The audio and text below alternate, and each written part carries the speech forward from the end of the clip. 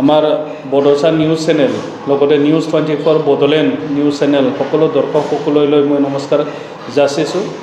লগতে আহি থকা যেহেতু আমাৰ দীপাৱলী, এই দীপাৱলীটো উদযাপন কৰিবৰ কাৰণে সকলো আমাৰ 35 নং মদিবাৰী সমষ্টিৰ অন্তৰ্গত লগতে আমাৰ বিটিআৰবাসী আৰু আমাৰ সমূহ অসমবাসীলৈ দীপাৱলীৰ শুভেচ্ছা যাচিছোঁ। ভগৱানে মংগল কৰক, আপোনালোকৰ সুস্বাস্থ্য কামনা কৰিছোঁ। লগতে আমাৰ UPPL দলৰ পৰা যেহেতু 10 দিনীয়া আমাৰ পদযাত্ৰা কাৰ্যসূচী আছিলে, সকলো আমাৰ কেন্দ্ৰীয় নেতা, ডিষ্ট্ৰিক্ট নেতা, ব্লক কমিটিৰ নেতা, প্ৰাইমাৰী বুথ কমিটি সকলো আমাৰ দলীয় কৰ্মীসকলক মই ধন্যবাদ জ্ঞাপন কৰিছোঁ। তেখেতসকলৰ সবল নেতৃত্বত সবল মানে আগভাগ লোৱাত আমাৰ 10 দিনীয়া কাৰ্যসূচীটো সফল হৈছে। তো আমাৰ Modibari primary, Bhakatpara primary, Tangla town committee, Kalegaon town committee, Kacharital, Balipara, Gerua, Naptipara, নিজ কালেগাঁও, চেঙাপথাৰ সকলো প্ৰাইমাৰী আমি পদযাত্ৰা কৰি পিনি এটা বৃহৎ সংখ্যা আমাৰ পদযাত্ৰীসকলে পৰিৱৰ্তন বিচাৰি, উন্নয়ন বিচাৰি ৰাইজক এটা মেছেজ দিলে। সেই হিচাপে ৰাইজে দলে বলে আমাক সঁহাৰি যাচিছে। এই দীপাৱলীৰ সময়ত মই আপোনালোকক সকলোকে শুভেচ্ছা যাচিছোঁ। লগতে আকৌ এবাৰ আপোনালোকক ধন্যবাদ জ্ঞাপন কৰিছোঁ। আমাৰ BTR নিৰ্বাচন চমু চাপি আহি আছে, সেই সংক্ৰান্তত মই 2 আকাৰমান দীপাৱলীৰ শুভেচ্ছা দিয়াৰ লগতে আপোনালোকক অৱগত কৰাব বিচাৰিছোঁ। আগন্তুক 18 নৱেম্বৰ আমাৰ টংলা হায়াৰ ছেকেণ্ডেৰী ফিল্ডত ভেৰগাঁও ডিষ্ট্ৰিক্ট কমিটি UPPLৰ নেতৃত্বত এটা বৃহৎ মানে মেগা মাছ গেডাৰিং হ'বলৈ গৈ আছে।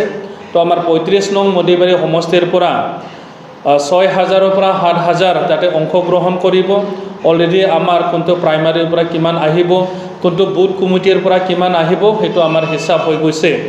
তো গতিকে সেইদিনা আমি সকলোকে আহ্বান জনাইছোঁ, 18 তাৰিখ যেহেতু নৱেম্বৰ আমাৰ পাব্লিক মাছ গেডাৰিং আছে, সেইটো সকলোৱে দলে বলে সফল কৰিবৰ কাৰণে, ছাকচেছ কৰিবৰ কাৰণে মই আহ্বান জনাইছোঁ।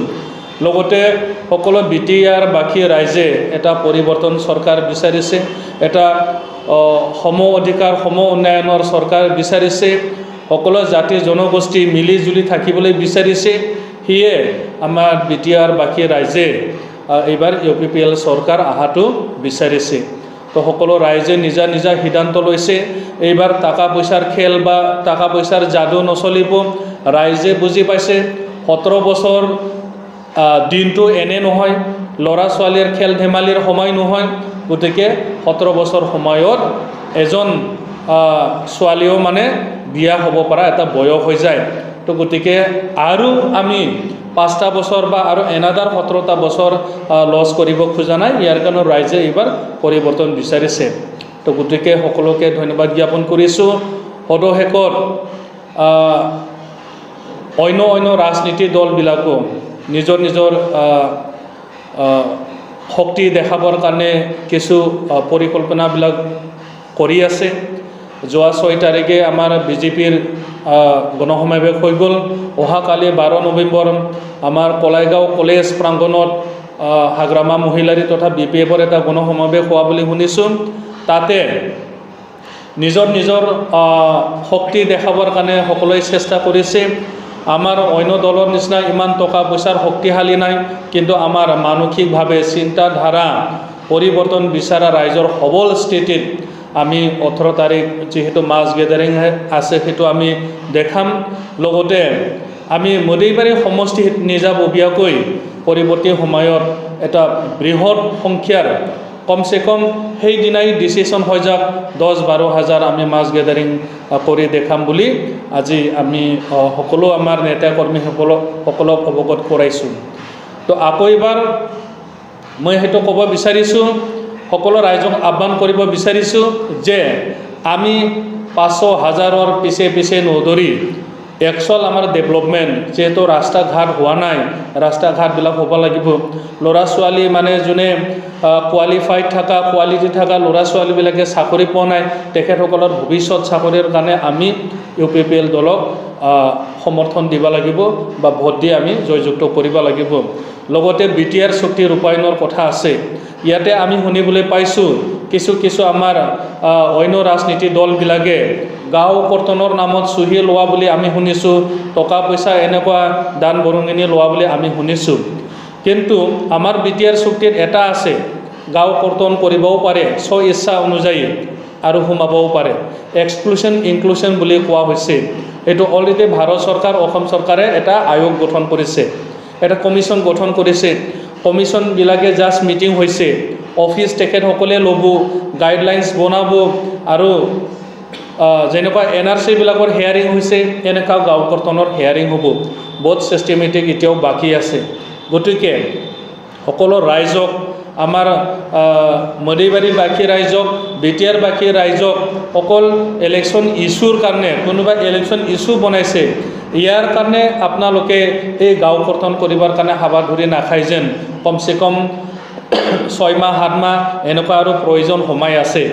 তো গতিকে আমি শুনিছিলোঁ 2 মাহ আগত যেতিয়া জিঅ'টেক ফটোৰ যেতিয়া যাৰ আইডি নাম্বাৰ নাই তেখেতসকলৰ কাৰণে PMAY ঘৰ অহা বুলি অপপ্ৰচাৰ চলি আছিলে।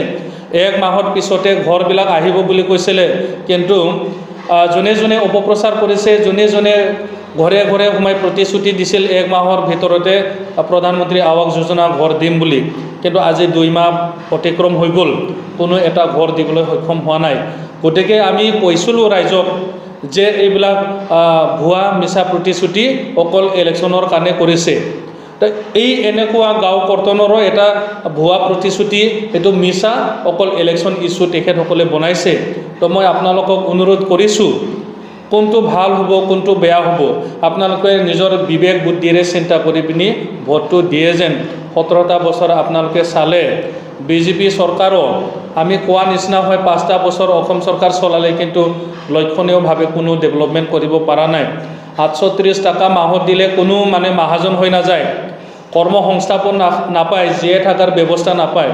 কিন্তু আমাৰ BTR চুক্তিত আমি য'ত BTR চুক্তি কৰিছোঁ তাতে কিন্তু কৰ্মসংস্থাপনৰ ব্যৱস্থা আছে। 4খন নতুন ইউনিভাৰ্চিটি আহিছে, 3খন মেডিকেল কলেজ আহিছে, এটা NIT আহিছে, পলিটেকনিকেল ইঞ্জিনিয়াৰিং কলেজ আহিছে, লাইভলিহুড মেনেজমেণ্ট ইনষ্টিটিউট আহিছে আৰু বিভিন্ন প্ৰকল্পবিলাক আহিছে। গতিকে তাতে কিবা নহয় কিবা এটা আমি সংস্থাপন দিব পাৰিম। গতিকে সকলো ৰাইজক আহ্বান জনাইছোঁ, যেহেতু আমাৰ প্ৰমোদ বড়ো ছাৰৰ নেতৃত্বত UPPL দলে চৰকাৰ গঠন কৰিলে, 18টা জাতি জনগোষ্ঠীৰ কাৰণে 18টা উন্নয়ন ডেভেলপমেণ্ট বৰ্ড গঠন কৰিম বুলি কৈছে। সেয়ে সকলোৱে মানে আত্মসন্মানেৰে জীয়াই থকাৰ ব্যৱস্থাটো UPPLে কৰিব। মাটি কাঢ়িব বুলি কোৱা কথাটো ইছ্যু বন্ধ হৈ গ'ল, পুৰাণা হৈ গ'ল, কিন্তু তথাপিও কোনোবা গাঁৱত সোমাই পিনি আমাৰ অপজিশ্যন দলবিলাকে কয় যে UPPL চৰকাৰ আহিলে মাটি কাঢ়িব। UPPL চৰকাৰে মাটি কাঢ়িবলগীয়া একো নাই, আমাৰ কাম কৰিবলগীয়া আছে। যাৰ ম্যাদী পাত্তা নাই, এই 2003 চনতে মানে সকলো জাতি জনগোষ্ঠীৰ মাটি অধিকাৰ আছিলে, 17 বছৰত সেইটো BPF চৰকাৰে নিদিলে। আমি এতিয়া আমাৰ কামটো হৈছে মাটি কাঢ়া কাম নহয়, আমি মাটি দিয়া কাম আমি কৰিম। তো সকলোকে মই আহ্বান জনাইছোঁ, আপোনালোকে কাৰোবাৰ কথাত ভুল নাযাব, কাৰোবাৰ কথাত বিকৃত নহ'ব। আমি সবল নিজৰ বুদ্ধিৰে নিজৰ বিবেকেৰে আপোনালোকে ভোটটো দিয়ক। আৰু আহ্বান জনাইছোঁ United people's party liberal UPPL দলৰ পৰা, যেহেতু বৰ্তমান সকলো ৰাইজে পৰিৱৰ্তন বিচাৰিছে আৰু আমি 30টাৰ পৰা 33টা আসন লৈ চৰকাৰ গঠন কৰিম, সেইটো আমাৰ ফিক্স হৈ গৈছে। তো মদৈবাৰী সমষ্টিও তাৰে এটা হয়। তো আমি মদৈবাৰী সমষ্টিত গাঁৱে গাঁৱে ঘৰে ঘৰে সোমাই পিনি ৰাইজৰ লগত মত বিনিময় কৰি আছোঁ। নটাউন কলাইগাঁও টাউনত কালাৰফুল হোৱা নাই, ইয়াৰ কাৰণে কোনোবা ভাবিব পাৰে UPPLে একো কৰিবলৈ পোৱা নাই, কিন্তু বৰ্তমান আমাৰ 68,000 ভোটাৰবিলাকৰ মাজত আমাৰ 30,000 32,000 সদস্য হৈ গ'ল।